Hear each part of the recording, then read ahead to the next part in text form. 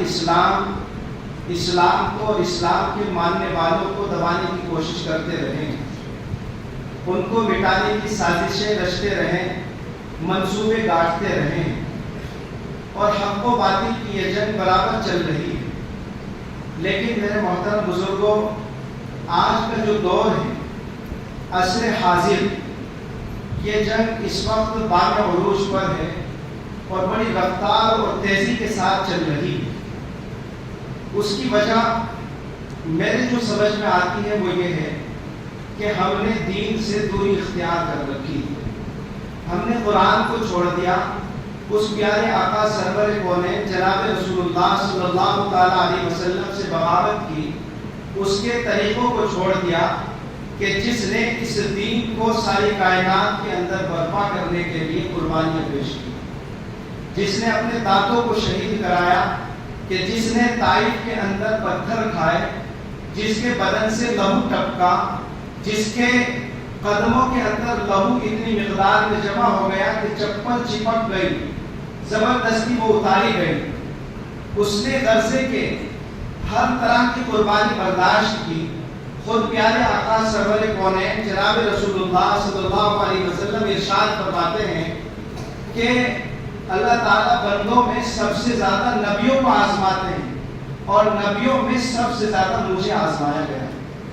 تو ہمارے نبی نے سرکار دو جہاں پیارے آقا جناب رسول اللہ صلی اللہ علیہ وسلم نے ہمارے لیے ہر طرح کی قربانی برداشت کی، ہر طرح کی آزمائش سے گزرے، لیکن آج ان کے لائے ہوئے دین کے ساتھ ہمارا برتاؤ کیا ہے؟ آج ان کی لائی ہوئی کتاب کے ساتھ ہمارا برتاؤ کیا ہے؟ انہوں نے جو ہمیں کامیابی کا، عزت اور عظمت کا راستہ دیا، ہم اس عزت اور عظمت کے راستے کے اوپر کتنا چل رہے ہیں؟ میرے محترم بھائیوں، ہمارا تو ہر شعبہ دین سے خالی ہے۔ ہمارے اخلاق و کردار وہ نہیں ہے جو پیارے آقا نے ہمیں دی، ہمارے معاملات وہ نہیں ہیں جو پیارے آقا نے ہمیں سکھائے، ہماری عبادتیں وہ نہیں ہیں جو پیارے آقا نے ہمیں بتائی اور ان کا طریقہ ہمیں سکھلایا، ہمارے رہن سہن کا وہ طریقہ نہیں ہے، ناخن سے لے کر سر تک نبی پاک صلی اللہ علیہ وسلم کی کوئی سیرت ہمارے اوپر نظر نہیں آتی ہے۔ تو بتائیے، جب ہم دین کے ساتھ میں پیارے آقا سرور کونین صلی اللہ علیہ وسلم کے لائے ہوئے پیغام کے ساتھ میں اور خود قرآن کریم کے ساتھ جو کتاب ہدایت ہے، کہ جو نور ہدایت ہے، قرآن کریم اس دنیا کے اندر صرف ہدایت نامہ بن کر کے آیا۔ قرآن کریم کو ہدایت کی نیت سے جس نے بھی پڑھا اور اپنایا، اس کے دل کی زندگیاں تبدیل ہو گئی، اس کے دل بدل گئے۔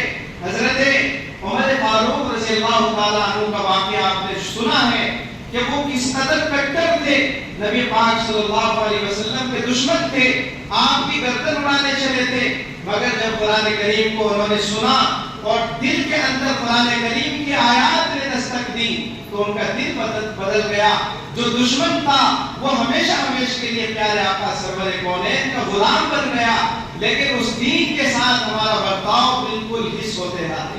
ہم نے اس کو چھوڑ دیا ہے، قرآن کریم کو ہم نے چھوڑ دیا، ہماری زندگیوں سے قرآن کریم نکل گیا۔ تو بس میں اتنی بات اپنے آپ سے اور اپنے مہمانوں سے اور اپنے طلبہ سے کہنا چاہتا ہوں کہ اگر ہم عزت والے دن دیکھنا چاہتے ہیں، اگر ہم عظمت والے دن دیکھنا چاہتے ہیں، اگر ہم اپنی زندگیوں کے اندر سکون پیدا کرنا چاہتے ہیں، ایک ہی راستہ ہے قرآن کا راستہ اور پیارے آقا سرور کونین جناب رسول اللہ صلی اللہ تعالیٰ علیہ وسلم کا راستہ، کہ اس کو اپنائے بغیر عزتوں کا تصور ہمارے لیے ناممکن ہے۔ اگر ہم عزتوں کا تصور کسی اور راستے سے کرتے ہیں تو ہم گمراہی میں ہیں، ہم غلط سوچ رہے ہیں، ہماری فکریں غلط ہیں۔ اس لیے میرے بھائیوں، ہمیں اپنی معاشرت کو بہتر بنانا ہے۔ ہم اگر اپنے معاشرے میں ڈھونڈیں اور جائزہ لیں، محاسبہ کریں تو کون سا ایسا گناہ ہے جو ہمارے درمیان نظر آیا ہو؟ ہمارے معاشروں کے اندر غلاظت ہے، تعفن ہے، ہر طرح کا گناہ، چاہے وہ زنا ہو، چاہے وہ سود خوری ہو، اور چاہے وہ ایمان بازی ہو، اور چاہے وہ نشہ ہو، چاہے کوئی اور برائی ہو، وہ ہمارے معاشروں کے اندر اس اس طرح سے جمی ہوئی ہے کہ وہاں سے ہم اپنے آپ کو اگر نکالیں اور نکلنے کا خیال بھی کریں تو بڑا مشکل ہے. لیکن یاد رکھیے گا کہ جب تک ہم اپنے معاشروں کو بہتر نہ بنائیں گے، اپنے معاشروں کے اندر سے ان برائیوں کو جڑ سے نہیں اکھاڑ پھینکیں گے، تو یاد رکھیے گا ہمیں عزت نہیں ملنے والی. ہمارا جب تک اللہ کی ذات سے رشتہ قائم نہیں ہوگا ہمیں عزت نہیں ملنے کی. خود اللہ تعالیٰ فرماتے ہیں یا ایھا الذین آمنوا اتقوا اللہ، اے ایمان والو اللہ سے ڈرو، وَلْتَنْظُرْ نَفْسٌ مَا قَدَّمَتْ لِغَدٍ، اور آنے والے کل کے لیے تم کیا بھیج رہے ہو، کیا جمع کر رہے ہو، اس کے اوپر غور کرو، اس کو سوچو. اس لیے کہ جس دنیا میں ہم جی رہے ہیں یہ تو دنیا فانی ہے، یہ تو ختم ہونے والی ہے. یہاں کے سارے انتظامات ختم ہونے والے ہیں، یہاں کی ساری ترقیات ختم ہونے والی ہے. ہم نے دیکھا ہے بڑے بڑے بادشاہ آئے کہ جن کو اپنی حکومتوں کے اوپر ناز تھا، جو یہ کہہ دیا کرتے تھے کہ ہماری حکومتوں کا تو سورج کبھی غروب نہیں ہوگا، لیکن وہ بھی فنا ہو گئے، وہ بھی زیر زمین چلے گئے، وہ بھی غرق ہو گئے، وہ بھی تباہ و برباد ہو گئے. دنیا کی کوئی چیز ایسی نہیں ہے کہ جس کو اللہ نے پیدا کیا ہو اور وہ فنا نہ ہو. ہر چیز فانی ہے، فنا ہونے والی ہے. صرف اگر باقی رہنے والی ہے تو وہ اللہ کی ذات باقی رہنے والی ہے. وَيَبْقَى وَجْهُ رَبِّكَ ذُو الْجَلَالِ وَالْإِكْرَامِ، تیرے رب کی ذات ہی صرف باقی رہنے والی ہے، ہر چیز فنا ہونے والی ہے. اس لیے ہم ہمیشہ رہنے والے رب سے اپنا تعلق جوڑیں اور اس گھر کو بنائیں جس گھر کی کامیابی کے لیے اللہ تبارک و تعالیٰ نے ہمیں بار بار تاکید کی ہے، بار بار متوجہ کیا ہے اور بار بار یوں کہا ہے کہ مجھ سے ڈرو اور آنے والی کل کی تیاری کر لو. پیارے آقا جناب رسول اللہ صلی اللہ علیہ وسلم نے ارشاد فرمایا العاقل من دان نفسہ وعمل لما بعد الموت. ہم تو عقل مند ان کو سمجھتے ہیں جن کے پاس علم زیادہ ہوتا ہے.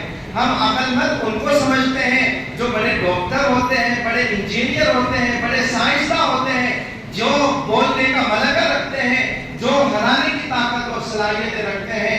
ہم ان کو عقل مند سمجھتے ہیں. لیکن ہمارے آقا عقل مند کس کو فرما رہے ہیں؟ آقا ارشاد فرماتے ہیں العاقل من دان نفسہ وعمل لما بعد الموت. عقل مند وہ ہے جس نے اپنے آپ کو جان لیا، سمجھ لیا اور مرنے کے بعد کے لیے عمل کیا، وہ عقل مند.